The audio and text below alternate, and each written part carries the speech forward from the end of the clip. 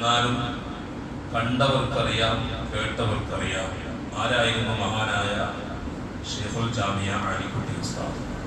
നീണ്ട കൊല്ലങ്ങളോളം പട്ടിക്കാട് ജാമിയ നൂരിൽ 46 കൊല്ലക്കാലം ബഹുമാനപ്പെട്ട അലിക്കുട്ടി ഉസ്താദ് ഒരു സ്ഥാപനത്തിൻ്റെ വലിയ കലപ്പത്തിരിക്കുന്ന ഉസ്താദാണ്. ഒരു സ്ഥാപനത്തിൻ്റെ ഉസ്താദ് എന്ന് പറഞ്ഞാൽ ആയിരക്കണക്കായ ഫൈസിമാരുടെ, നമ്മുടെ നാട്ടിലും ചുറ്റുവട്ടത്തും വലിയ വലിയ സ്ഥാനത്തിരിക്കുന്ന വലിയ വലിയ ഫൈസി പണ്ഡിതന്മാർ, അവർക്കെല്ലാം കിതാബോധി കൊടുത്ത് അവരുടെ ഗുരുവര്യനാണ് മഹാനായ ഷെയ്ഖുന അലിക്കുട്ടി ഉസ്താദ്. സമസ്തയുടെ സെക്രട്ടറി സ്ഥാനത്തിരിക്കുന്നത് 10 കൊല്ലത്തോളമാണ്. 40 കൊല്ലത്തെ സെക്രട്ടറി ആയിരുന്നു മഹാനായ വന്യരായ ഷെയ്ഖുന ശംസുൽ ഉലമാ അവിടുത്തെ വഫാത്തിന് ശേഷം 20 കൊല്ലം സെക്രട്ടറി ആയിരുന്നു മഹാനായ ചെറുശ്ശേരി സീനുദ്ദീൻ മുസ്ലിയാർ. അവിടുത്തെ വഫാത്തിന് ശേഷം 10 കൊല്ലക്കാലം മഹാനായ ആലിക്കുട്ടി ഉസ്താദായിരുന്നു സെക്രട്ടറി സ്ഥാനം. എന്ന് വെച്ചാൽ ലോകത്ത് തുല്യതയില്ലാത്തൊരു പ്രസ്ഥാനം. എന്താണ് സമസ്ത എന്ന് പറയുമ്പോൾ? ഈ സമസ്ത കേരള ജംഇയ്യത്തുൽ ഉലമാ എന്ന പ്രസ്ഥാനം ഇവിടെ ഉണ്ടാക്കിയത് തന്നെ അല്ലാഹുവിന്റെ ദീനിന് കാവൽ നിൽക്കാനാണ്, അല്ലാഹുവിന്റെ ദീനിനെ സംരക്ഷിക്കാനാണ്.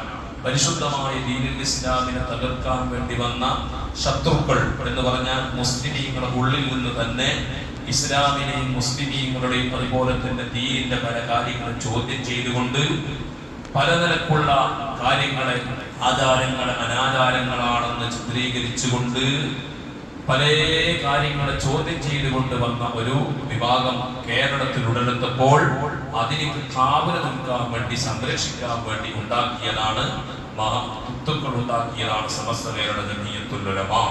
അതിനൊക്കെ നേതൃത്വം കൊടുക്കാൻ തൗഫീഖ് ഉണ്ടാവുക എന്ന് പറഞ്ഞാൽ വലിയൊരു തൗഫീഖാണ്. അത് സാധാരണയുള്ള ആളുകൾക്കൊന്നും കിട്ടുന്ന ഒരു കാര്യമല്ല. അതിന്റെ സ്ഥാനത്ത് നിൽക്കണമെങ്കിൽ അവർക്ക് അത്രയും പരിശുദ്ധി വേണം. അതിന്റെ ഒരു ഖാദിമാകണമെങ്കിൽ അതിന് അത്രയും വലിയ തൗഫീഖ് വേണം. സാധാരണ എല്ലാവർക്കും അതിന്റെ ഒരു ഖാദിമാകാൻ സാധിക്കൂല. എല്ലാവർക്കും എല്ലാത്തിനും വരാൻ തൗഫീഖ് കിട്ടിക്കൊള്ളുന്നില്ല. ചില ആളുകൾക്ക് തെറ്റുകുറ്റങ്ങളുണ്ട്, വേണ്ടാത്ത കാര്യങ്ങൾ, ശർഈന് വിരുദ്ധമായ കാര്യങ്ങൾ നടക്കുമ്പോൾ ചില ആളുകൾക്ക് അവിടെ എത്തിപ്പെടാൻ സൗകര്യമുണ്ടാകും, അല്ലെ? നമ്മുടെ നാട്ടിൽ തന്നെ എന്തെങ്കിലും വേറെ എന്തെങ്കിലും തോന്നിവാസ പരിപാടി നടക്കുമ്പോൾ അതിന് എന്ത് തിരക്കുണ്ടെങ്കിലും ഗൾഫിൽ നിന്നും മറ്റുള്ള നാട്ടിൽ നിന്ന് ലീവ് എടുത്തിട്ട് വന്നിട്ട് അതിനെ ആസ്വദിക്കുന്ന ചില വ്യക്തികളെ കാണുന്നു. ചില ആളുകൾക്ക് അത്തരം കാര്യങ്ങളോട് താല്പര്യം. ദീനിന്റെ കാര്യം, മജ്ലിസുകൾ, ആത്മീയ മജ്ലിസുകൾ, സ്വലാത്ത് മജ്ലിസുകൾ, അതുപോലെ അനുസ്മരണ വേദികൾ, ഇൽമിന്റെ മജ്ലിസ്, പള്ളി, ദിക്റിന്റെ മജ്ലിസ് പറയുമ്പോൾ അതിനോട് താല്പര്യം കാണിക്കുന്നു. അത് പ്രത്യേകമായ തൗഫീഖാണ്. ചില ആളുകൾക്ക് തീരെ തൗഫീഖ് ഉണ്ടാകാറില്ല. അപ്പൊ ഇത്തരം ഒരു സ്ഥാനത്ത് നിൽക്കണമെങ്കിൽ അവർക്ക് അല്ലാഹു സെലക്ട് ചെയ്തുകൊണ്ട് അല്ലാഹു കൊടുക്കുന്ന വലിയ തൗഫീഖാണ്. മഹാനായ അലിക്കുട്ടി ഉസ്താദ് എന്ന് പറയുമ്പോൾ 7 വയസ്സിലാണ് ബഹുമാനപ്പെട്ടവർ തന്റെ വീട്ടിൽ നിന്ന് ദർസി പഠനത്തിലേക്ക് പോകുന്നത്. 7 വയസ്സുള്ള നമ്മൾ ചിന്തിച്ചു നോക്ക്. നമ്മുടെ പലയിലുള്ള 7 വയസ്സുള്ള കുട്ടികളെ മദ്രസയിലേക്ക് അയച്ചിട്ട് ഉസ്താദ് 1 മണിക്കൂർ ലേറ്റായി വിട്ടാൽ വെപ്രാളപ്പെടും, അല്ലെ? സ്കൂളിൽ നിന്ന് വരുമ്പോൾ വണ്ടി ബസ് കുറച്ച് ലേറ്റായി പോയാൽ നമ്മളാകെ ഹൈറാനി ഉണ്ടാവും, ആകെ പേടിച്ചിട്ട് ഒന്നാകെ നമ്മളെന്താവും, ടെൻഷനാവും. എന്തേ, തന്റെ മോനെ എവിടെ പോയി, തന്റെ മോളോടെ പോയി. അത്രയും ഓമനിക്കുന്ന സ്നേഹിക്കുന്ന സമയത്താണ് മഹാനായ ഷെയ്ഖുന അലിക്കുട്ടി ഉസ്താദ് എന്ന് പറയുന്ന മഹാവ്യക്തി ദർസിലേക്ക് പോകുന്നത്. മദ്രസയിലേക്ക് പോകുന്നതല്ല, ദർസിലേക്ക് പോകുന്നത്. ഇപ്പൊ 15 വയസ്സായ മോനെ ദർസിലാക്കുന്നത് പറയുമ്പോൾ ഉപ്പാക്ക് തീരെ താല്പര്യമില്ല. മോനെ കാണാതെ നിൽക്കാൻ കഴിയില്ല എന്നാണ് പല ആൾക്കാർ പറയുന്നത്. മോനെ കൊണ്ടിട്ട് മക്കളെ വിട്ട് നിൽക്കാൻ കഴിയുന്നില്ല. പലപ്പോഴും ദർസിലേക്ക് പോയ കുട്ടികളെ തിരിച്ച് ഉമ്മമാറ് തന്നെ തിരിച്ച് വീട്ടിലേക്ക് കൊണ്ടുവരുന്നു. കാരണം മക്കളെ വിട്ട് നിൽക്കാൻ കഴിയുന്നില്ല. എന്നാൽ അതവരുടെ സ്നേഹത്തിന്റെ ഭാഗമാണ്. ദീനിക്ക് വേണ്ടി സമർപ്പിക്കുമ്പോൾ ആ ത്യാഗം ചെയ്യാനുള്ള സന്മനസ്സുണ്ടാകണം. ദീനിന്റെ നമ്മുടെ മക്കൾ ദീനിന്റെ മക്കളാകണമെങ്കിൽ നമുക്ക് ത്യാഗം ചെയ്യാതെ കഴിയൂല. പഴയ കാലത്തുള്ള എല്ലാ ഇമാമിയങ്ങളെയും എല്ലാ ഉസ്താദുമാരുടെയും പണ്ഡിതന്മാരുടെ ചരിത്രം എടുത്തു നോക്കിയാൽ അവർ നാട് വിട്ടിട്ട് പുറം നാട്ടിൽ പോയി ദർസ് പഠിച്ചവരാണ്, ദീന് പഠിച്ചവരാണ്. സ്വന്തം നാട്ടിൽ പഠിച്ചിട്ട് വലിയ സ്ഥാനത്തേക്ക് എത്തിയവർ വിരളമാണ്. കൂടുതൽ പണ്ഡിതന്മാർ, ഭൂരിപക്ഷം വരുന്ന പണ്ഡിതന്മാരും നാടും വീടും വിട്ട് കുടുംബം വിട്ടുകൊണ്ട് സമർപ്പണം ചെയ്തിട്ടാണ്, ത്യാഗം ചെയ്തിട്ടാണ് പോയത്. അങ്ങനെ 7ാമത്തെ വയസ്സിൽ മഹാനായ അലിക്കുട്ടി ഉസ്താദ് ദർസിലേക്ക് പോയി. ബഹുമാനപ്പെട്ടവർ 16ാമത്തെ വയസ്സിൽ, ഇന്ന് ബഹുമാനപ്പെട്ടവരെ തിരൂർക്കാട് ഒരു പള്ളിയുടെ ശ്മശാനത്തിലാണല്ലോ, ഖബർസ്ഥാനിലാണല്ലോ ഞാൻ മറമാടിയത്. ആ പള്ളിയിൽ 16ാമത്തെ വയസ്സിൽ ഖതീബാണ്. ആലോചിച്ചു, 16ാമത്തെ വയസ്സുള്ള നിങ്ങൾ ആലോചിക്കണ്ട, നിങ്ങളുടെ 16 വയസ്സുള്ള മക്കളില്ലേ, ആ മക്കളെ നിങ്ങളൊന്ന് അതിലേക്ക് തുരണം ചെയ്തു നോക്ക്. 16ാമത്തെ വയസ്സിലുള്ള മോനിക്ക് നന്നായിട്ടൊരു യാസീൻ ഓതാൻ അറിയുന്നോ? അത് വേണ്ട, യാസീൻ കുറച്ച് കൂടുതലാണ്. നന്നായിട്ട് ഒരു അക്ഷരം തെറ്റാതെ ഫാത്തിഹ ഓതാൻ അറിയുന്ന മക്കൾ, നമ്മുടെ 16 വയസ്സുള്ള മക്കൾ എത്രയാളുണ്ട് ആലോചിച്ചു. ഇത് കുറേ ഒരു 100 1000 കൊല്ലം 500 കൊല്ലം മുമ്പത്തെ ഒരു മഹാന്റെ കഥയല്ല പറയുന്നത്. അടുത്ത കാലത്ത് ജീവിച്ച ബഹുമാനപ്പെട്ടവർ 85 വയസ്സിലാണ് ബഹുമാനപ്പെട്ടവർ മരിക്കുന്നത്. ഒരു 85 കൊല്ലം മുമ്പ് ജനിച്ച ഒരു കുട്ടിയുടെ കഥയാണ് നമ്മൾ പറയുന്നത്. 16ാമത്തെ വയസ്സിൽ ബഹുമാനപ്പെട്ടവർ തിരുക്കാട് പള്ളിയുടെ ഖതീബാണ്. 17ാമത്തെ വയസ്സിലാണ് ബഹുമാനപ്പെട്ടവർ സനദ് വാങ്ങിയിട്ട് വരുന്നത്. 16ാമത്തെ വയസ്സിൽ അവിടെ ഒരു കോളേജ് ഡിഗ്രി എടുക്കുന്നതിന് മുമ്പ് ഖതീബാണ്. അത് മാത്രമല്ല, അന്ന് ബഹുമാനപ്പെട്ടവർക്ക് അവിടെ ഖതീബായിട്ട് സേവന ഡ്യൂട്ടി എടുത്ത് ഖുതുബ ഓതാൻ വേണ്ടി മിമ്പറിൽ കയറുമ്പോ വാളെടുത്തുകൊണ്ട് മഅ്ശറ വിളിച്ച് വാളെടുത്ത് കൊടുക്കുന്നത് ആരാന്നറിയോ? സ്വന്തം ഉപ്പയാണ്. സ്വന്തം ഉപ്പ ആ പള്ളിയിലെ മുഅദ്ദിനാണ്. കൊല്ലങ്ങളോളം പാരമ്പര്യമുള്ള ആ മുഅദ്ദിനാണ് അലിക്കുട്ടി ഉസ്താദിന്റെ വാപ്പ.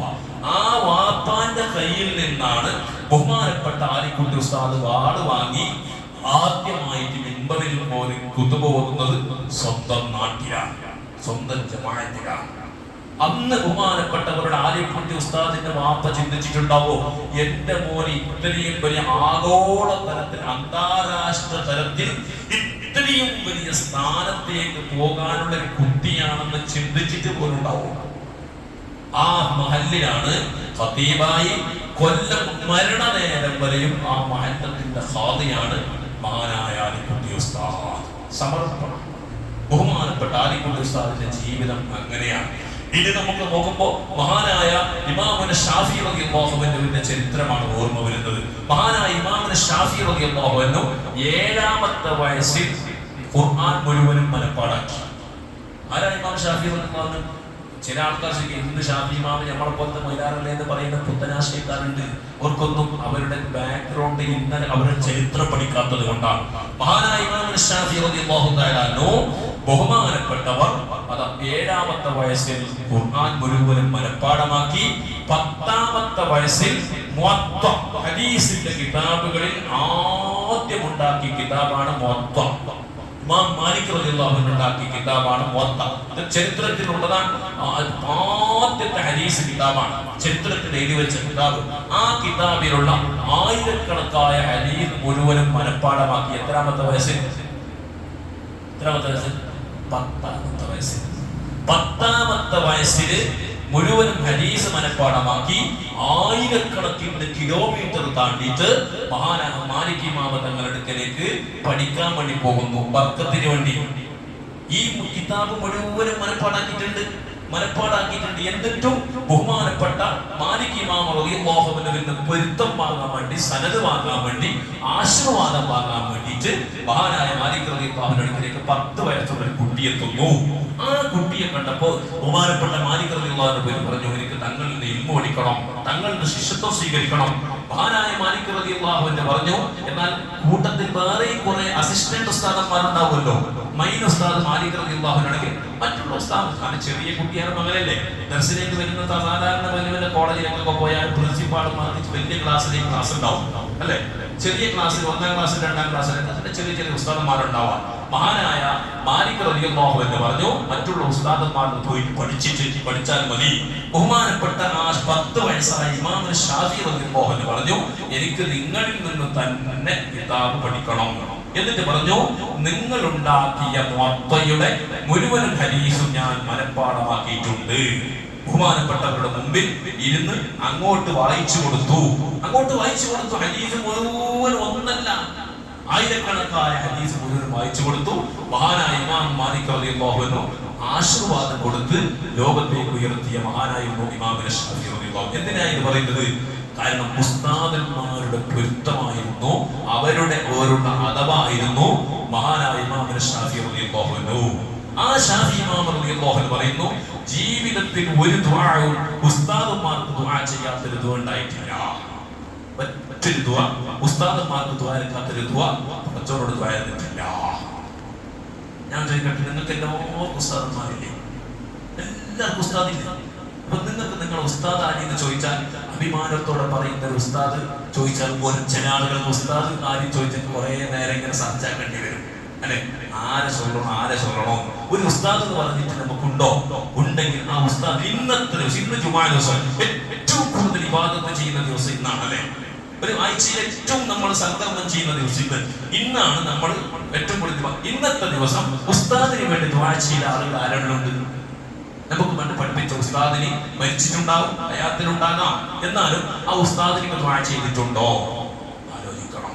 ഇല്ല. ഇതെന്തുകൊണ്ട്? നമ്മുടെ ഉയർച്ചയുടെ കാരണം ഉസ്താദന്മാരുടെ പൊരുത്തം. ഉസ്താദന്മാർക്കെതിരായോ ബർക്കത്തുണ്ടാവൂല. മഹാനായ അബൂ ഹനീഫ റളിയല്ലാഹു തആല അൻഹു ആരായിരുന്നു?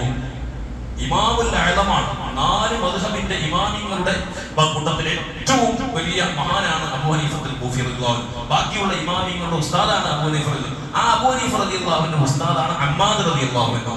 ആ അമ്മാദ് റളിയല്ലാഹു അൻഹുവിന്റെ വീടും ഇമാം അബൂ ഹനീഫ തങ്ങളുടെ വീടും 10 കിലോമീറ്റർ ദൂരമാണ്. ഡിഫറൻറ്റ്. ഒന്ന് ഈടെ വീട് ആടെ വീട് എന്നല്ല, 10 കിലോമീറ്റർ ദൂരത്തിനാണ് അമ്മാദ് റളിയല്ലാഹു അൻഹുവിന്റെ വീട്ടിൽ നിന്ന് മഹാനായ അബൂ ഹനീഫ തങ്ങളുടെ വീട്ടിലേക്കുള്ള ദൂരം. എന്നിട്ട് ബഹുമാനപ്പെട്ടവരെ ചരിത്രം പറയുന്നു, ആ ജീവിതത്തിൽ ഒരു പ്രാവശ്യം പോലും ആ ഉസ്താദുകളുടെ വീട്ടിന്റെ ഭാഗത്തേക്ക് കാല് നീട്ടിയിട്ടില്ല. എന്റെ ഉള്ളിലല്ല, കാല് നീട്ടിയിട്ടില്ല. ബഹുമാനപ്പെട്ട അബൂ ഹനീഫ തങ്ങളുടെ പുരയിലിരിക്കുമ്പോ അമ്മാദ് തങ്ങളുടെ പുരന്റെ ഭാഗത്തേക്ക് അങ്ങോട്ട് ഇരിക്കുമ്പോ കാല് നീട്ടിയിട്ട് ഇരിക്കാറില്ല. അതാണ് അവരെ വരിച്ച. ഇന്നോ ഉസ്താദന്മാർക്കെതിരെ മുദ്രാവാക്യം, ഉസ്താദന്മാർക്കെതിരെ പ്രതിഷേധ റാലി, ഉസ്താദന്മാർക്കെതിരെ മറ്റുള്ള കാര്യങ്ങൾ, ഉസ്താദന്മാരെ ധിക്കരിച്ചുകൊണ്ടുള്ള ജീവിതം. ഇതാര് പഠിപ്പിച്ച ശരിയാ? അതവും കുരുത്തമില്ലാത്തൊരു കൗമി സമൂഹത്തിൽ വളർന്നു വരുമ്പോ സ്ഥാപനങ്ങളുണ്ട്, വലിയ വലിയ കോളേജുകളുണ്ട്. വലിയ വലിയ കോളേജിൽ നിന്ന് ആയിരക്കണക്കായ വിദ്യാർത്ഥികൾ സ്ഥാപനത്തിൽ നിന്ന് ഇറങ്ങിയിട്ട് പണ്ഡിതന്മാരായ വേഷം കെട്ടി വരുന്നു. ഈ സമുദായത്തിൽ ദീന് നശിച്ചു പോവുകയാണ്. മഹാനായ റസൂലുള്ളാഹി സ്വല്ലല്ലാഹു അലൈഹി വസല്ലം പറയുന്നു, ഇൽമു ഉയർത്തപ്പെടും. ഇൽമിനെ ഉയർത്തപ്പെടുന്ന അവസാന കാലത്ത് സ്വഹാബത്ത് ചോദിച്ചു, എങ്ങനെയാ ഇൽമു ഉയർത്തപ്പെടുക? ഇൽമു ഉയർത്തപ്പെടുക എന്ന് പറഞ്ഞാൽ എങ്ങനെ? അവസാന കാലഘട്ടത്തിൽ ഇൽമു ജാസ്തിയാവുക എന്നെ ചെയ്യാം, അല്ലെ? ഖുർആൻ പണ്ടത്തെ അത്ര ഖുർആനായി ഇപ്പോൾ പണ്ട് നമ്മളെ പള്ളിയിൽ ഒരു 10-40 കൊല്ലം മുമ്പത്തെ അടുത്തൊരു ചങ്ങായിനോട് ഒരു പ്രായമുള്ള ഒരാൾ പറഞ്ഞു, അന്ന് ഖുർആൻ ഓതണമെങ്കിൽ ഒരാൾ ഖുർആൻ ഓതിട്ട് വെച്ചിട്ട് കാത്തു നിൽക്കണം പള്ളിക്ക് വന്നെങ്കിൽ. അൽക്കഫ് ഓതാൻ അൽക്കഫിന്റെ കടലാസില്ല, കുറച്ചുണ്ടാവും, ഒരു 5-10 ഉണ്ടാവും. ഓതാൻ താല്പര്യോടെ വേഗം പോയിട്ട് 10 മണിക്ക് ഇരുന്നിട്ട് അൽക്കഫ് ഓതി, എന്നിട്ട് അൽക്കഫ് രണ്ടാമത് വന്ന് ഓതണമെങ്കിൽ ഓനിനെ ഓതിന് വെക്കാൻ കാത്തു നിൽക്കുന്നതാണ്. ഖുർആൻ ഓതാൻ ഖുർആൻ ഇല്ല. പുരയിലെന്നെ അങ്ങനെ ഉണ്ടായില്ല പഴയകാലത്ത്. ബറാത്തിന്റെ യാസീൻ ഓതണമെങ്കിൽ പരക്കാലത്ത് 4-5 ആള് പുരയിലുണ്ടെങ്കിൽ ആദ്യം ഓതിയിട്ട് വെക്കണം, എന്നിട്ട് പിന്നെ മുസാഫ് കൊടുക്കും. അങ്ങനല്ലേ? നിങ്ങൾക്ക് ഓർമ്മയില്ല? നമ്മുടെ ചെറുപ്പത്തിലൊക്കെ അങ്ങനെയാണല്ലേ? അങ്ങനെയാണ്. എന്നാൽ ഇന്നോ ഓരോരുത്തരുടെ പുരയിൽ 10-15 മുസ്ഹഫ് ഉണ്ടാവും. പള്ളിയിൽ ആയിരക്കണക്കിന് മുസ്ഹഫുകൾ ഉണ്ടാവും. കിതാബ് ഒരു മൊബൈൽ അടിച്ചപ്പോൾ ഒരു ആപ്പ് ഡൗൺലോഡ് ആക്കിയാൽ മുഴുവനും കിതാബ്, ലക്ഷക്കണക്കായ ഹദീസ് മുഴുവനും മൊബൈലിൽ കിട്ടും.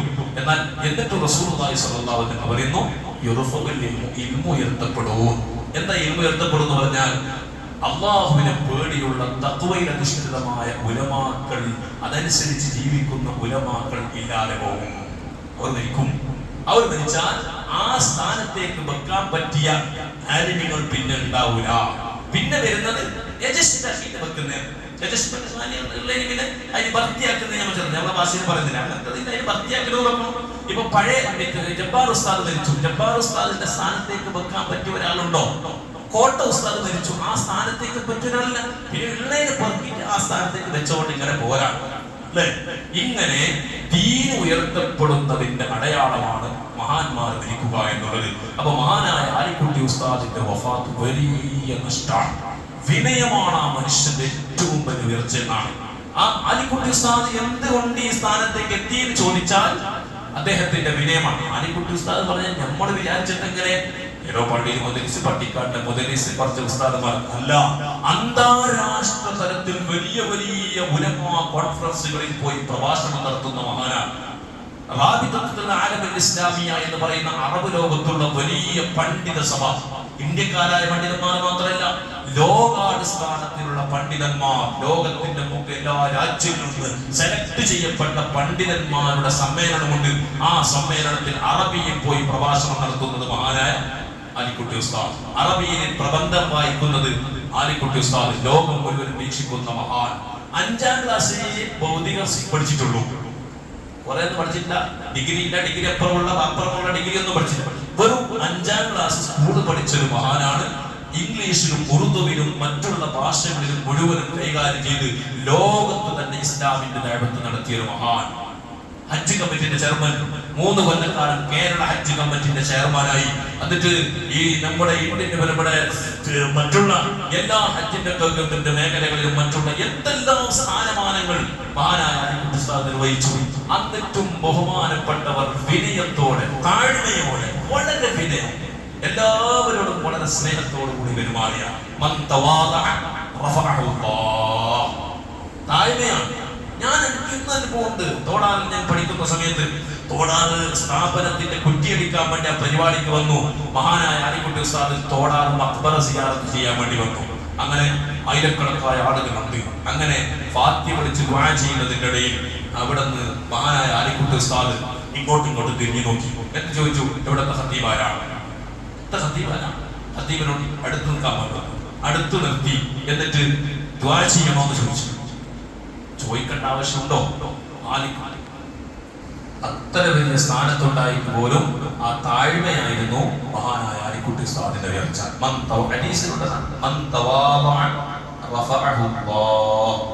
താഴ്മ കാണിച്ചാൽ അള്ളാഹുവിന് ഉന്നതമായ സ്ഥാനത്തേക്ക് എത്തും. അഹങ്കാരം ധരിച്ചോ, ഞാൻ സമസ്തന്റെ സെക്രട്ടറി അല്ലേ, ഞാൻ ഇത്രയും ആയിരക്കണക്കിന് ഉസ്താദ് പൈസിമാരുടെ ഉസ്താദല്ലേ, എന്റെ അടുക്കൽ എല്ലാവരും വരണം എന്ന ഒരു ചിന്തയായിരുന്നു ആലിക്കുട്ടി ഉസ്താദിന് ഉണ്ടായിരുന്നല്ല. വിനയമാണ്.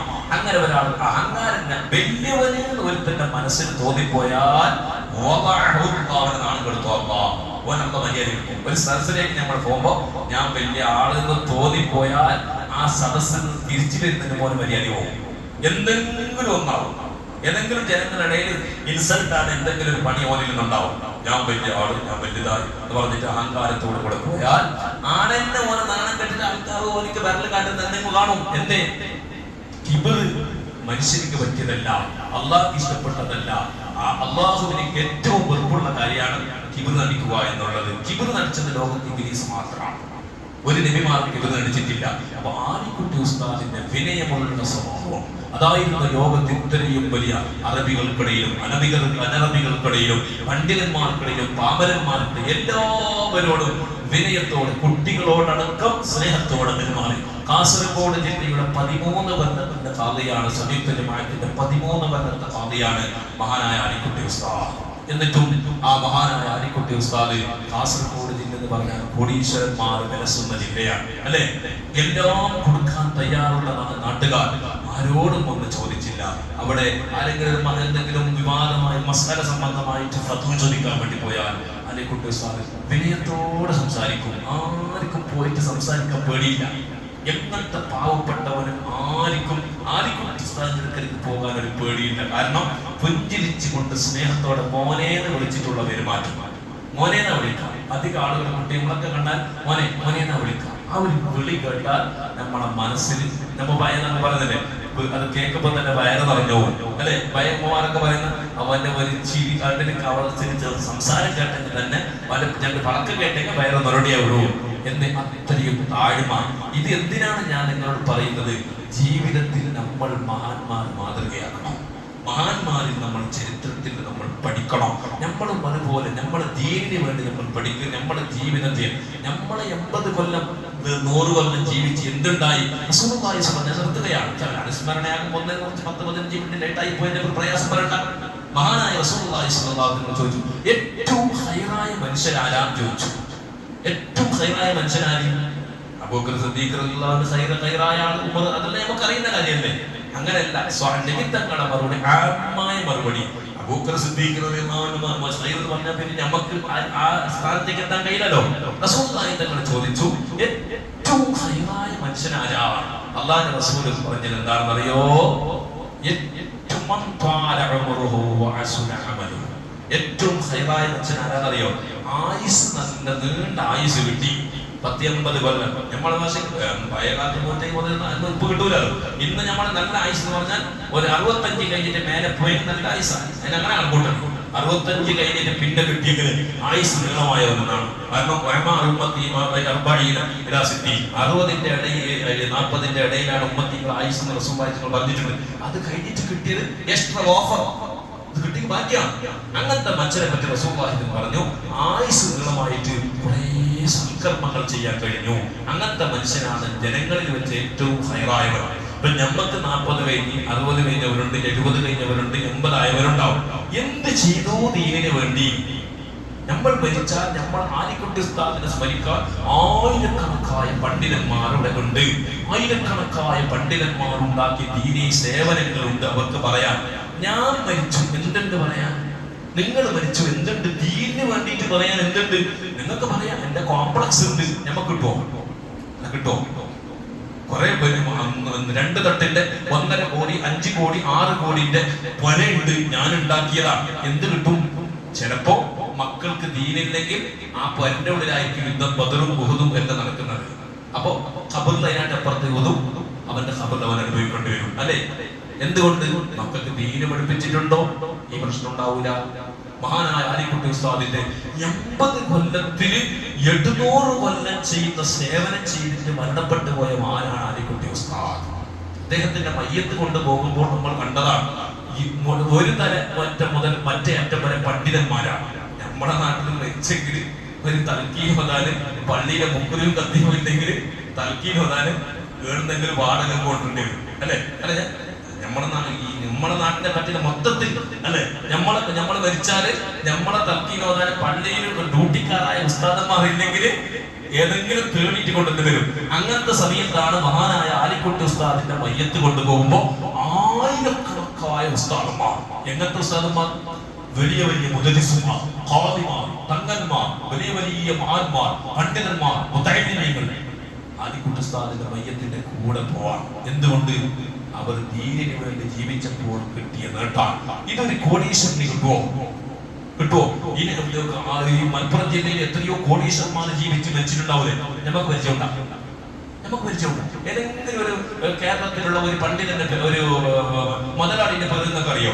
യൂസഫ് അലി എന്ന് പറയുന്ന സാധനത്തിന് നമുക്ക് അറിയുന്നുണ്ടാവും. അത് വേറെ വിഷയം. അല്ലാതെ ഈ മലപ്പുറം ജില്ലയിൽ എത്രയോ കോടിക്കണക്കിന് പൈസയുള്ള മുതലാളിമാർ ജീവിച്ചിട്ടില്ലേ? അറിയോ?